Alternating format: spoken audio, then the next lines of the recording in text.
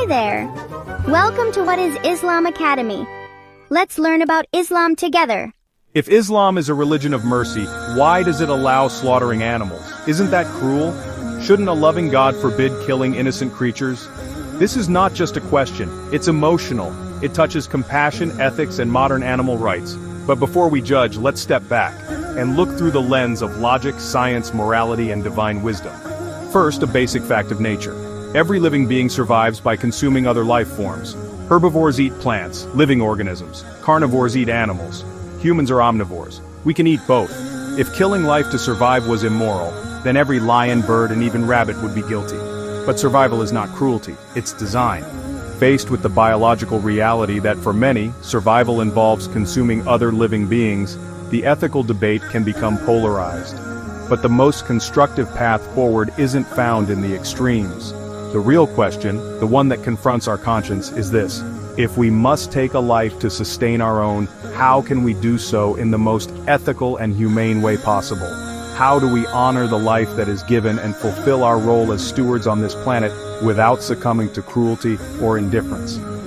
That's where Islam's guidance, established over 1,400 years ago, offers a uniquely comprehensive framework. It's not a modern reaction to animal rights movements, it is a timeless, divinely ordained system that predates them. This guidance views animals not as mere commodities, but as communities like you, as the Quran states. It presents a balanced middle path, acknowledging human needs while codifying the immense responsibility that comes with taking a life. At its core, this framework forbids random, cruel, or sport killing. The permission to consume meat is a solemn concession, governed by strict ethical rules. The foundational principle is ihsan, a term meaning to strive for excellence in every action. The Prophet Muhammad, peace be upon him, commanded this, saying, "Indeed, Allah has prescribed ihsan in all things, so when you slaughter, do so with ihsan." This isn't just about the final moments. Ihsan demands that the animal be treated with excellence throughout its entire life, provided with clean water, adequate food and shelter, and protected from fear and distress. This principle translates into a precise method of slaughter, dabiha. The first condition is an impeccably sharp blade to ensure the act is instantaneous. A swift, deep incision severs the carotid arteries, jugular veins, trachea, and esophagus. Physiologically, this induces a massive and immediate drop in blood pressure to the brain, causing loss of consciousness in seconds before pain signals can be processed. Studies from institutions like Germany's University of Hanover have indicated that, when performed correctly, this method results in the animal's brainwaves flatlining almost instantly, suggesting a painless death. But the compassion extends beyond the physical. Islam places profound emphasis on the animal's psychological well-being. The Prophet once rebuked a man for sharpening his blade in the animal's line of sight, asking, "Do you intend to inflict death upon it twice?" Consequently, one animal must never be slaughtered in the presence of another. Furthermore, the rules strictly prohibit any harm while the animal is still alive. The spinal cord must not be severed, and no processing can begin until the animal is completely lifeless. This ensures the sanctity of its death. Finally, and most critically, is the spiritual dimension. Before the incision, the slaughterer must pronounce the name of God, the tasmiyah. This is not a magical chant. It is a profound declaration of mindfulness and a humbling acknowledgement that life is sacred, and the authority to take it belongs only to its creator. We do so only by his permission, for the legitimate purpose of sustenance. This act transforms the slaughterer from a mere butcher into a responsible deputy, accountable to God. It elevates eating from a simple fulfillment of appetite into a solemn act of responsibility and gratitude, reminding us that every meal is a blessing built on a sacred trust. Modern studies show the wisdom. Cutting carotid arteries and jugular veins while sparing the spinal cord causes instant unconsciousness due to rapid blood loss, fast draining of blood, reducing toxins and bacteria, natural muscle relaxation instead of stress rigidity from stunning. In 1978, German veterinarian Dr. Schulze concluded, halal slaughter, when done properly, is the most humane method of killing.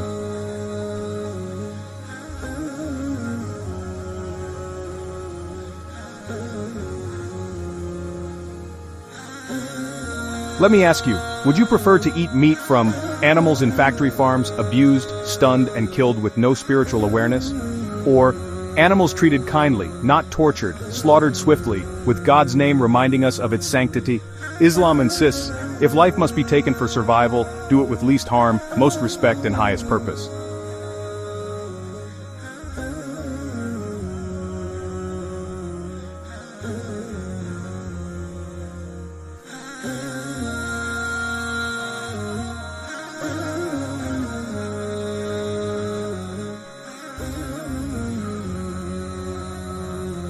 Some might say, but I'm vegan, I don't harm animals at all. This is a noble choice, deeply rooted in the Islamic principle of compassion, or, Islam doesn't force anyone to eat meat, it's a personal decision. In fact, many revered Muslim saints and scholars historically chose vegetarian diets, viewing it as a path to greater spiritual purity, and a way to minimize harm in the world. The Quran permits meat, describing it as a provision and a blessing from God. Surah Al-Ma'idah makes lawful the beast of cattle. But this permission is not a command, it's a concession. And with this blessing comes profound responsibility. The tradition that permits it also frames it within a strict ethical boundary, reminding us that we are accountable for how we treat all of God's creation. If we look to the Prophet Muhammad, peace be upon him, we find a life of profound simplicity. His diet was predominantly plant-based. His wife, Aisha, narrated that they would often subsist on just dates and water for long stretches. Meat was a rare luxury, not a daily staple. This prophetic example challenges the modern cultural idea that frequent meat consumption is necessary, teaching us that a simple, humble diet is closer to the spiritual ideal. So Islam offers a beautiful flexibility. A vegetarian lifestyle is entirely permissible, and eating meat is also permissible, but with a crucial condition: it must be both and lawful and pure. This is where the modern meat industry faces a crisis. Can meat from an animal that lived a life of torture in a factory farm truly be? The industrial system's immense cruelty, its devastating environmental impact from deforestation to emissions, is fundamentally at odds with the Islamic principle of stewardship. The permission to eat meat was never a license for wastefulness or oppression. Therefore, Islam doesn't push meat, it strictly regulates it. The choice isn't simply vegan versus meat eater. The true Islamic paradigm offers a middle path. Either embrace a plant-based diet or consume meat with the utmost mindfulness, ensuring it is sourced from animals raised humanely.